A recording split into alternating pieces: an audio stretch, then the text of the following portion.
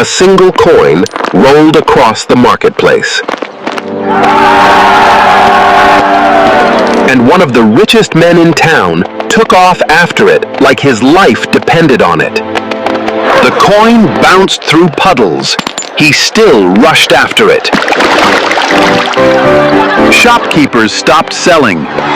Customers stopped shopping. Children started cheering. Now here's the unbelievable part. That man wasn't poor. He wasn't struggling. In fact, he had more money than most people in town could ever dream of. The first drop of water landed directly in Chukwudi's bowl of soup. The second landed squarely on his forehead. The third landed with such perfect timing that even the dog sleeping near the doorway opened one eye, looked at the ceiling, and seemed genuinely concerned about the building's future. Now you might think that would be enough to convince a man to repair his roof. Unfortunately, this was Chukwudi, and Chukwudi treated spending money the way most people treat stepping on a snake. He stared at the hole overhead and calculated the cost of repairs. Then he calculated it again. Then once more, just in case the numbers had somehow improved. They hadn't. 3 carpenters had already inspected the roof. 3 carpenters had already provided estimates, and all 3 had left looking as though they had just lost an argument with a brick wall. Because every time they mentioned the repair cost, Chukwudi reacted as though they were asking him to hand over a winning lottery ticket. The rain continued dripping. The soup continued filling with water, and then Chukwudi made a decision, a terrible decision, but a decision nonetheless. He placed 7 buckets around the room, then 3 pots, then 2 old cooking pans. Then he stepped back and admired his work. Problem solved, at least according to him. Believe it or not, he looked genuinely proud. The roof was still leaking. The house sounded like a percussion orchestra. But Chukwudi folded his arms and smiled as though he had just completed a major engineering project. The next morning, word spread through town, fast, very fast. By breakfast, children were standing outside his house pretending to sell buckets. One boy even carried a handmade sign. Special roof repair kit, buy 10 buckets, get 2 free. The crowd couldn't believe what they were seeing. People laughed. Then more people arrived and laughed. Then people who hadn't even heard the joke arrived and started laughing simply because everyone else was. Even the village chief had to turn away to hide his smile. But Chukwudi walked straight through the crowd carrying a small notebook. That notebook was his pride and joy. Inside it was a record of every coin he had ever saved. Every coin, every purchase, every penny avoided, every successful act of not spending money. If he spent money, he wrote it down. If he saved money, he wrote it down. If he found money lying on the ground, he celebrated like an explorer discovering a lost city. At first, people admired his discipline. Years earlier, while others spent freely, Chukwudi saved. While others upgraded their homes, Chukwudi postponed repairs. While others traveled, Chukwudi stayed home. While others created memories, Chukwudi created spreadsheets in notebook form. Slowly, his savings grew. Then they grew again, then again, and again. Nobody knew exactly how wealthy he had become. Rumors spread everywhere. Some said he could buy half the town. Others insisted he could buy the whole town and still ask for a discount. No one knew the truth. But everyone agreed on one thing. The man had money. A lot of money. Yet somehow he still wore sandals that looked as though they had personally witnessed several historical events. You'd think that would be the end of it. It wasn't. One windy afternoon, a single coin slipped from someone's pocket and began rolling down the street. Most people barely noticed. Chukwudi noticed immediately. What happened next surprised absolutely nobody. He chased it. The coin bounced. He bounced after it. The coin rolled faster. He ran faster. The coin reached a puddle. Chukwudi reached the puddle. The coin escaped. Chukwudi did not. For nearly 15 minutes, one of the wealthiest men in the region engaged in what can only be described as a highly competitive sporting event against a single coin. The marketplace came to a standstill. Shopkeepers stopped selling. Customers stopped shopping. A fisherman forgot he was holding fish. A woman selling tomatoes nearly fell off her chair laughing. People gathered from neighboring streets. At this point, nobody cared about the coin. They simply wanted to see how the story ended. Eventually, Chukwudi caught it, victorious, covered in mud, breathing heavily, looking as though he had just completed an expedition across a jungle. He held up the coin triumphantly. The crowd absolutely lost it. Laughter echoed across the marketplace. Even a nearby goat appeared unusually entertained. Chukwudi carefully placed the coin in his pocket. To him, it was a financial victory. To everyone else, it was comedy gold. Now let me ask you something. Would you chase a single coin through mud if you were already rich? Let me know in the comments. As the years passed, the stories multiplied. People began turning Chukwudi's habits into games. One game involved guessing how long he would stare at an item before deciding not to buy it. The current record stood at 42 minutes. 42 minutes. Some people completed entire shopping trips in less time. Another game involved predicting how many times he would ask for a discount before leaving empty-handed. The record there was 17 attempts. Nobody was prepared for how competitive this became. Without realizing it, Chukwudi had become the town's favorite source of entertainment. And the funniest part? He had absolutely no idea. He believed people admired him. He thought they viewed him as a financial genius. He never noticed the smiles that followed him, never noticed the whispers, never noticed that half the children in town could imitate him perfectly. The comedy practically wrote itself. Then came the moment nobody saw coming. One evening, Chukwudi sat alone counting his savings beneath the glow of a lantern. Outside, the rain tapped softly against the roof. Inside, he carefully counted coin after coin. Everything felt normal. Until a piece of paper slid beneath the door. He froze. Slowly, he picked it up. No name, no signature. Just one sentence written in bold black ink. Everyone is laughing at you, and tomorrow you will finally discover why. The room suddenly felt colder. Chukwudi read the message once, then twice, then 3 times, then several more. For the first time in years, he forgot to count his money. That should have been a warning sign, because if something could distract Chukwudi from counting money, it was serious, very serious. That night, he barely slept. Questions raced through his mind. Who wrote the letter? Why now? What did they mean? And most importantly, what exactly was everyone laughing about? Little did he know, the answer was waiting for him in the town square. And by tomorrow evening, his entire view of himself was about to change forever.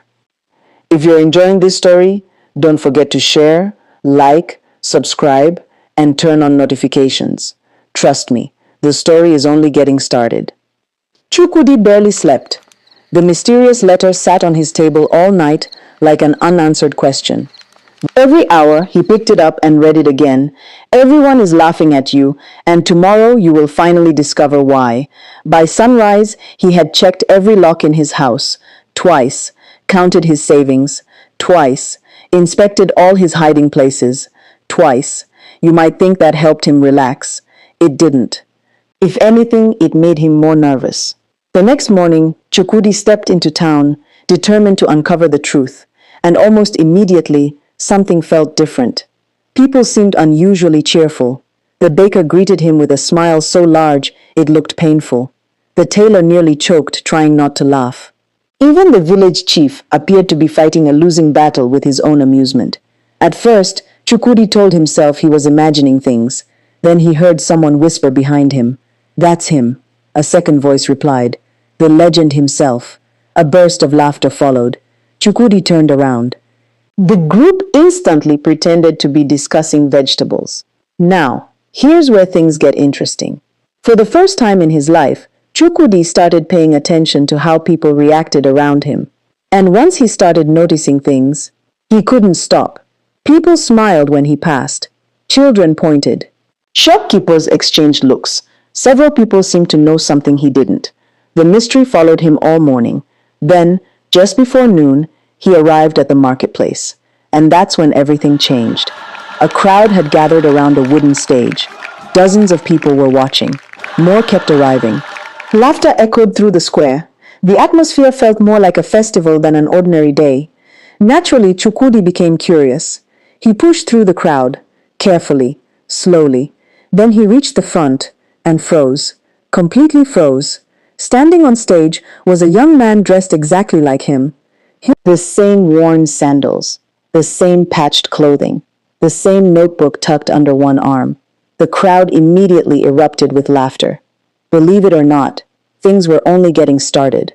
The performer cleared his throat dramatically, then began his act. He approached an imaginary fruit seller. "How much is the mango?"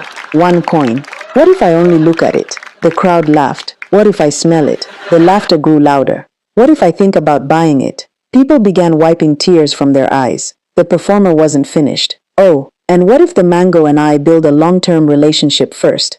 The entire marketplace exploded. People doubled over laughing. Several spectators could barely stand. Even the chief had given up pretending to be dignified. Unfortunately for Chukwudi, the next performance was even worse. The young man began acting out the famous coin chase. He rolled across the stage, jumped through imaginary puddles, crawled dramatically after an invisible coin. At one point, he hugged the stage floor and shouted, "You're not getting away this time." The crowd absolutely lost it. Laughter echoed through the entire marketplace.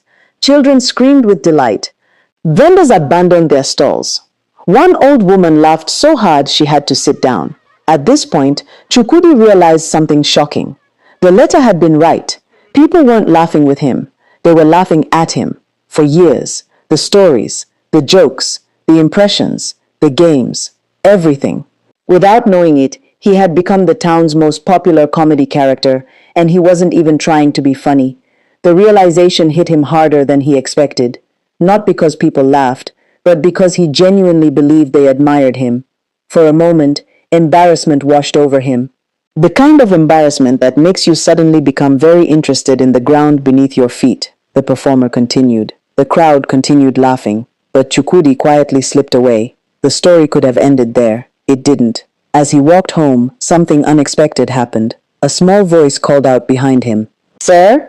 He turned. A little girl stood there, perhaps 8 years old, maybe 9. She smiled. "Are you all right?" "I'm fine." The answer came a little too quickly. The girl tilted her head. "You don't look fine." Chukwudi didn't know how to respond. Few people ever asked how he felt. Most people asked about money, or discounts, or why he never bought anything. The girl stepped closer.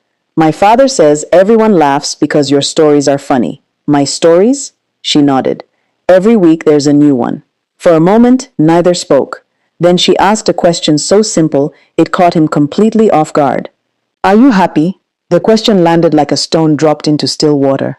Happy? He knew exactly how much money he had. He knew where every coin was hidden. He knew the value of every possession he owned. But when was the last time he had asked himself whether he was happy? The answer didn't come. The little girl smiled and waved, then ran off to join her friends, leaving Chukwudi standing alone with a question he couldn't answer. That evening, he sat inside his house listening to the familiar drip of rainwater falling into buckets. Drip, drip, drip. Normally, the sound never bothered him. Tonight it did, not because of the water, because he suddenly realized something. For 30 years, he had spent his life protecting money, yet he had never spent any time protecting his happiness. That thought lingered, and lingered, and lingered. Then came the moment nobody saw coming. A loud knock echoed through the house. 3 slow knocks, heavy knocks, intentional knocks. Chukwudi looked towards the door. The knocking came again. He opened it. A stranger stood outside, an elderly man carrying a leather bag. His clothes were expensive. His shoes were polished. His smile suggested he knew something important. "Are you Chukwudi?" the man asked. "Yes." The stranger nodded. "Good." He glanced past Chukwudi into the house, then back at him. And what happened next surprised everyone. The old man calmly said, "I know exactly how much money you have hidden." Silence. Absolute silence. Even the dripping buckets suddenly seemed quieter. Chukwudi stared. The stranger smiled, and for the first time in many years, the richest man in town felt genuinely afraid. If a complete stranger suddenly told you they knew all your financial secrets, what would you do? Would you invite them inside or shut the door immediately? Let me know in the comments section, because trust me, the situation is about to become far more interesting. The stranger's words hung in the air like a thunderclap. "I know exactly how much money you have hidden." For a moment, Chukwudi forgot how to blink, forgot how to breathe, forgot that his roof was leaking, forgot that rainwater was slowly filling 3 buckets and a cooking pan behind him. And if you know Chukwudi, you understand how serious that is. Money had always occupied the front row of his mind, yet somehow, this stranger had managed to push it aside. "Who are you?" Chukwudi finally asked. The old man smiled.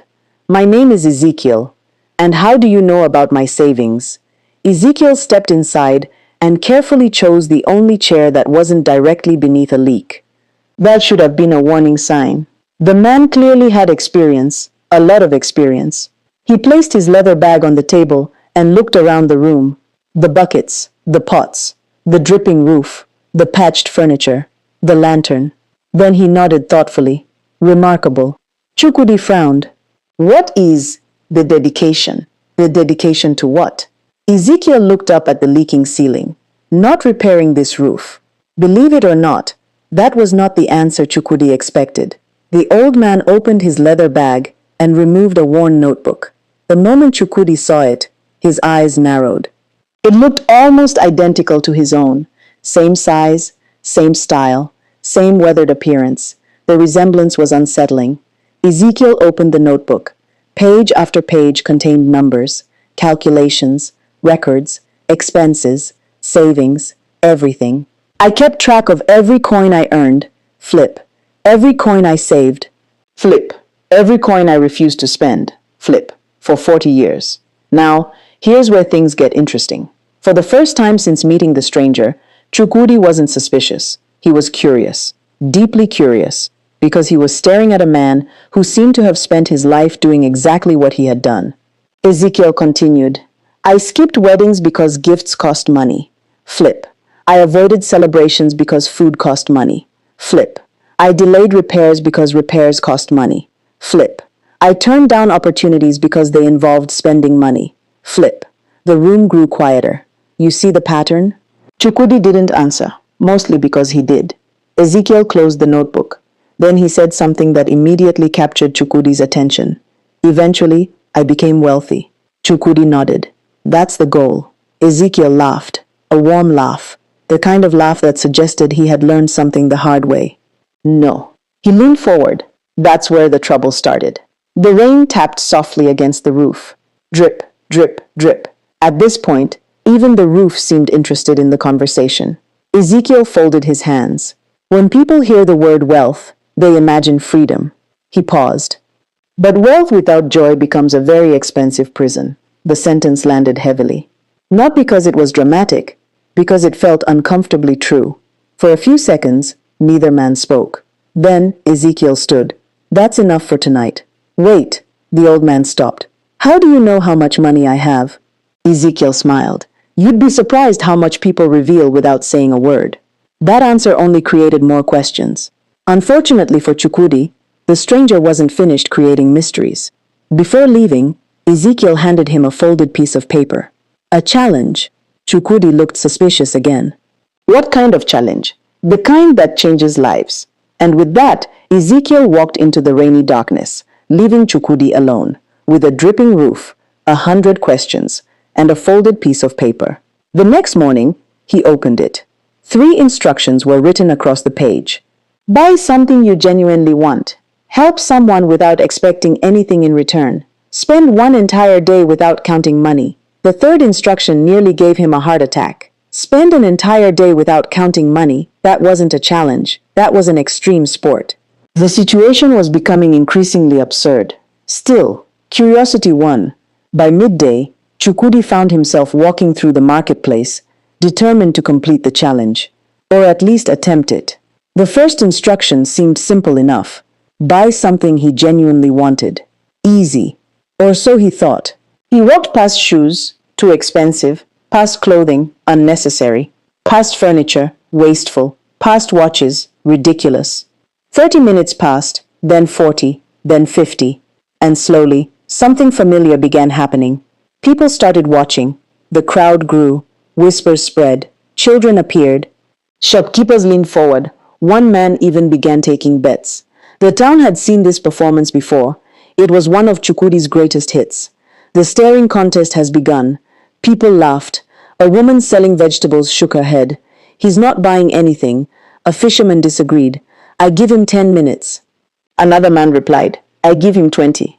At this point, the crowd was more invested in Chukwudi's shopping trip than their own lives. Then, suddenly he stopped. The crowd froze. Everyone followed his gaze. A food stall.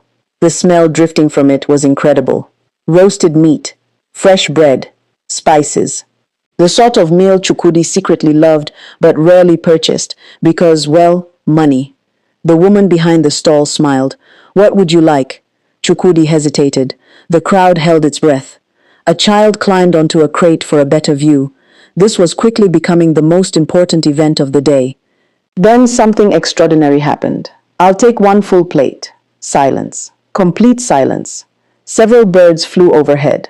Somewhere in the distance, a dog barked. Nobody moved. Nobody spoke. The woman blinked twice. One full plate? Yes. The crowd absolutely lost their minds. History had been made. Witnesses would later describe the moment with great emotion. Some claimed they saw tears. Others claimed they saw miracles. One elderly man insisted he heard triumphant music. The food seller looked as though she had personally witnessed a solar eclipse. News traveled across town at incredible speed. Chukwudi had bought something. People abandoned errands. Shopkeepers stepped outside. Children ran through the streets spreading updates. The excitement was completely unreasonable, and yet entirely understandable. Meanwhile, Chukwudi sat quietly eating. The first bite surprised him. The second surprised him even more. The third made him realize something unexpected. He couldn't remember the last time he had enjoyed something without calculating its cost first. The thought caught him off guard. Then something even stranger happened. He smiled, a genuine smile. Not a polite smile, not an awkward smile, a real smile. The crowd noticed immediately, naturally, because they were still watching. The reaction was spectacular. The marketplace erupted.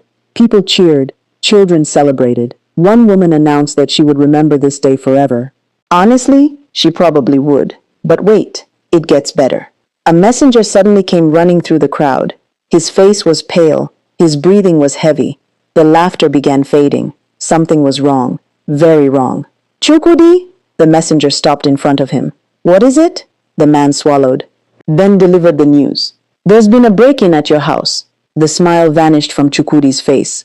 The crowd froze. The messenger continued. "They appear to be searching for your hidden fortune." The plate slipped from Chukwudi's hands. And just like that, the laughter disappeared.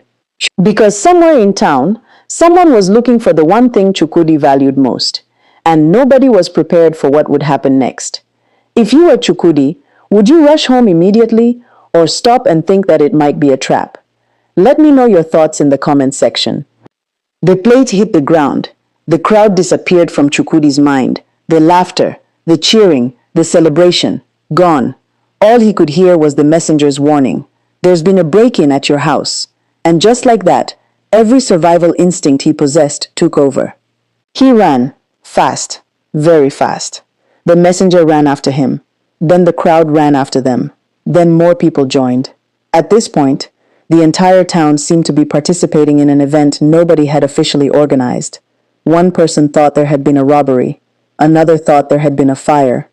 A third had absolutely no idea what was happening, but decided to run anyway. The situation was becoming increasingly absurd.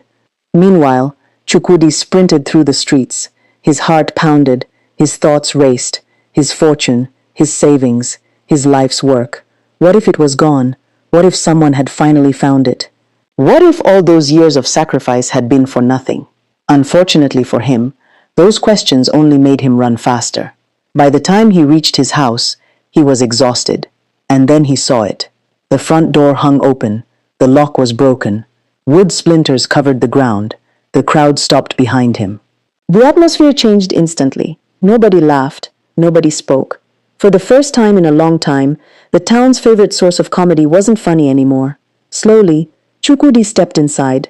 The house was a mess. Drawers had been pulled open. Boxes had been overturned. Furniture had been moved. The lantern lay on its side. Whoever had entered had searched thoroughly, very thoroughly. The sort of thoroughness that suggested they weren't guessing. They were looking for something specific, and everyone knew exactly what that something was.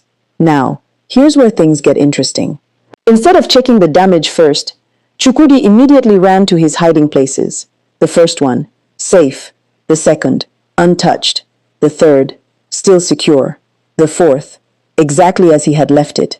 The fifth, perfectly intact. His breathing slowly returned to normal. His money was still there. Every last coin. Every last note. Everything. You'd think that would have ended the story. It didn't, because something didn't make sense. If the intruder had searched everywhere, why hadn't they found anything? Then Chukwudi noticed something on the table, a folded piece of paper, the same black ink, the same handwriting. His stomach tightened. Slowly, he opened it. The message contained only one sentence. You protected your money, but who protected your life? Silence. The words seemed to echo through the room. Chukwudi stared at them. Read them once, twice, 3 times. The question unsettled him far more than the break-in itself. And then a voice spoke behind him. That's a good question. Chukwudi spun around. Standing in the doorway was Ezekiel, calm, composed, almost annoyingly calm, as though he had expected this entire situation. What is going on? Chukwudi demanded. Ezekiel stepped inside, carefully avoiding a leaking bucket. Clearly, he was learning. Tell me something, Ezekiel said. When you heard about the robbery, what did you do? I ran here. Immediately? Of course. Without stopping to think. Yes. Ezekiel nodded. What if it had been a trap? The question landed heavily. Chukwudi frowned. What do you mean? What if someone spread the story because they knew you would come running? The room became very quiet. What if they knew your money mattered more to you than your safety? Another pause. What if they planned to attack you on the road? Now Chukwudi wasn't speaking at all, because for the first time he saw the situation differently. The thief hadn't stolen his fortune. The thief had exposed something else, something far more valuable, his weakness, his obsession, his blind spot. Ezekiel folded his arms. You've spent years protecting your money. Then he pointed toward the note. But who's been protecting you? The question lingered long after Ezekiel stopped talking. That evening the story spread across town. People discussed it everywhere, at dinner tables, at market stalls, outside shops, inside homes. Everyone had theories. Who was the thief? Why leave a message?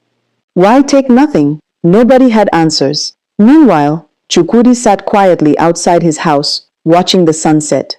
Believe it or not, that alone was unusual. Normally, he would be counting money, reviewing records, checking hiding places, calculating savings. Instead, he simply sat there, watching the sky, watching people walk home, watching life happen around him. And for perhaps the first time in decades, he noticed something important. People were laughing together. Families were sharing meals. Children were playing games. Neighbors were telling stories. Most of them had far less money than he did. Yet somehow, they looked happier. Much happier. The observation stayed with him. Then something unexpected happened. A group of children approached. The same children who spent years imitating him. The same children who knew every one of his famous habits. One little boy stepped forward carrying a wooden box. Mr. Chukwudi? Yes? We made something for you. The boy handed over the box. Curious, Chukwudi opened it. Inside were dozens of drawings, hand-drawn pictures. The first showed him chasing the famous coin through the mud. The second showed buckets catching rainwater from his leaking roof. The third showed him staring at a mango while debating whether it was worth buying. The fourth showed him clutching his notebook like a national treasure.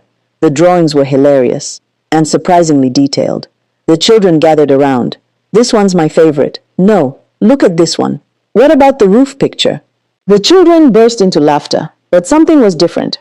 For once, the laughter didn't feel cruel. It didn't feel mocking. It felt warm, almost affectionate. Then the youngest child looked up at him and said something simple. We like you. Chukwudi blinked. The child smiled. You make everyone laugh. For years, Chukwudi had assumed laughter was an insult, an attack, a sign of disrespect. But now he began seeing something else. Sometimes people laugh because something brings them joy, and without meaning to. He had spent years bringing joy to an entire town. The realization softened something inside him. Something that had been hard for a very long time. And then came the moment nobody saw coming. A shadow appeared at the far end of the street. A stranger, tall, unfamiliar, watching him. The man stood there for several seconds, then turned away. But before leaving, he dropped something onto the road. Chukwudi frowned. The stranger disappeared around a corner, gone. Without thinking, Chukwudi walked over and picked up the object. It was a key, an old brass key. Attached to it was a small tag. 4 words were written on it. Your biggest secret, midnight. The color drained from Chukwudi's face. Because he recognized the key immediately, he hadn't seen it in 20 years, and it belonged to a place nobody in town knew existed, a place connected to the largest portion of his fortune, a place he had sworn never to visit again. The stranger was gone. The street was silent, but midnight was coming. And whatever waited behind that key was about to change everything. Answer these questions if you are following. If you found a mysterious key connected to your biggest secret, would you go alone at midnight, or would you tell someone first? Let me know your thoughts.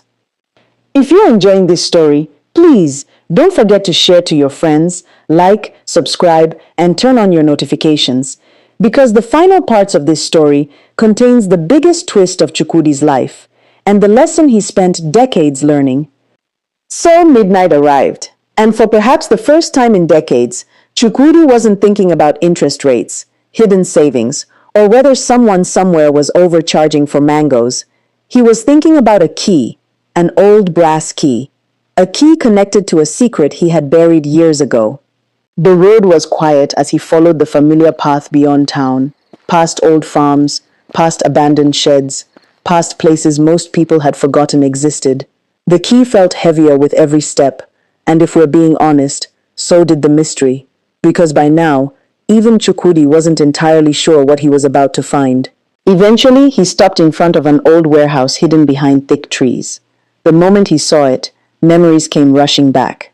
This place, this building, this secret, it all came back. For years, this warehouse had protected the largest portion of his fortune, not because it was the safest place, because he trusted absolutely nobody. Banks? No. Friends? Definitely not. Relatives? Not a chance. At this point, Chukwudi trusted a rusty padlock more than most human beings. Slowly, he inserted the key. The lock clicked. The door creaked open. And what happened next surprised absolutely everyone. The warehouse was full. Not with thieves. Not with gold. Not with danger. With people. Hundreds of people. The entire town seemed to be standing inside. Children, parents, grandparents, shopkeepers, the chief, the baker, the fisherman, the tomato seller. Even the goat that had somehow become a recurring witness to Chukwudi's adventures appeared to be attending the event. Colorful lanterns illuminated the warehouse. Music filled the air. Long tables overflowed with food. And hanging above everything was a giant banner. Congratulations, Chukwudi! 40 years of saving everything except enjoyment. The crowd erupted into applause. For several seconds, Chukwudi simply stared. His brain appeared to be buffering. The loading wheel was spinning. Nothing was processing. Then Ezekiel stepped forward smiling. You finally came. What is this? Chukwudi asked. A celebration. A celebration of what? The crowd laughed. Believe it or not, that was a genuine question. The chief stepped forward. A celebration of you. That answer did not help. Not even slightly. The baker grinned. We've been planning this for months. The tomato seller nodded. The letters were part of it. The children smiled. The drawings too. Then the fisherman raised his hand. And the robbery. The room grew quiet. Chukwudi blinked. The robbery? The fisherman nodded. The robbery. The break-in? That too. Silence. Then Chukwudi asked the question everyone already knew he was going to ask. It wasn't real? The entire warehouse exploded with laughter. People doubled over. Several nearly dropped their drinks. One man had to sit down immediately. The chief laughed so hard he had to remove his glasses. At this point, Chukwudi looked as though someone had just informed him that gravity was optional. The carpenter stepped forward proudly. I did the door. You did the door? The carpenter nodded. Best fake break-in I've ever done. The crowd lost control again. The situation had somehow become even more ridiculous. For years, Chukwudi had worried about thieves. Meanwhile, the entire town had been staging an intervention. Then Ezekiel stepped forward, and suddenly the room became quieter. Not silent, just quieter. Because everyone knew what came next. We weren't trying to steal your money. He smiled. We were trying to save you." The words hung in the air. For once, nobody laughed. Ezekiel continued. "Do you know what made people sad?" Chukwudi shook his head. "You became wealthy." A pause. "But you never seemed happy." Another pause. "You saved every coin." The room remained still. "But you never collected memories." The sentence landed perfectly. Not because it was dramatic, because everyone knew it was true, including Chukwudi. Especially Chukwudi. For years, he had protected his fortune. Counted it, recorded it, hidden it, expanded it. Yet somehow, he'd forgotten to enjoy the life it was supposed to support. And then came one final surprise. The little girl stepped forward. The same little girl who had asked him the question nobody else had dared ask. "Are you happy?" She handed him a small wooden box. Curious, he opened it.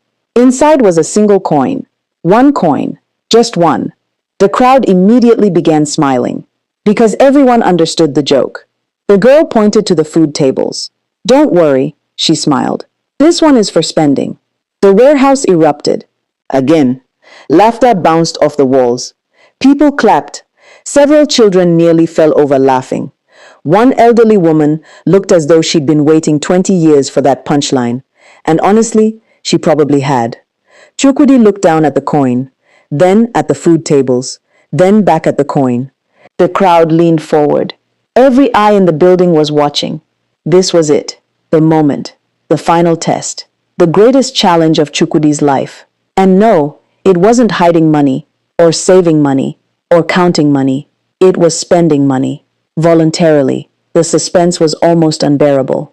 Then something extraordinary happened. Chukwudi walked toward the food table. The crowd gasped. Someone whispered, "Is this actually happening?" Another person replied, "I think it is." Several witnesses would later insist they heard dramatic music. Nobody has ever confirmed this. Chukwudi reached the table, placed the coin down, and bought a slice of cake. History was made. Absolute history. The crowd erupted. People cheered. People laughed. People celebrated. One elderly man declared it the most shocking event he'd witnessed in his lifetime. A child announced that miracles were real.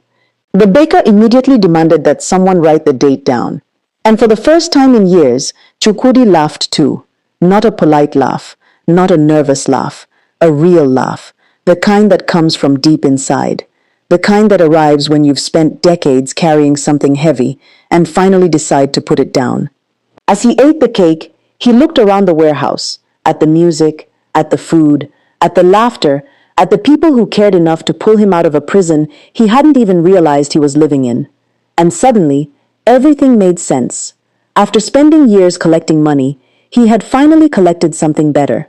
A memory, a friendship, a moment, a life. Years later, people still told stories about Chukwudi. Not because he was wealthy, not because he chased coins through mud, not because he turned buckets into a roofing strategy, but because he changed. He fixed the roof, he traveled. He bought things he enjoyed, he helped people, he attended celebrations, he made memories, and every now and then, just for old time's sake, he would still ask for a discount. The moment he did, the entire town would burst out laughing, and this time, he laughed with them. Because Chukwudi finally learned something that 40 years of saving had never taught him. Money is an excellent servant, but a terrible master, and the greatest investment he ever made was spending a little of it on happiness. To you, what's more important? Having a lot of money or having a life you genuinely enjoy?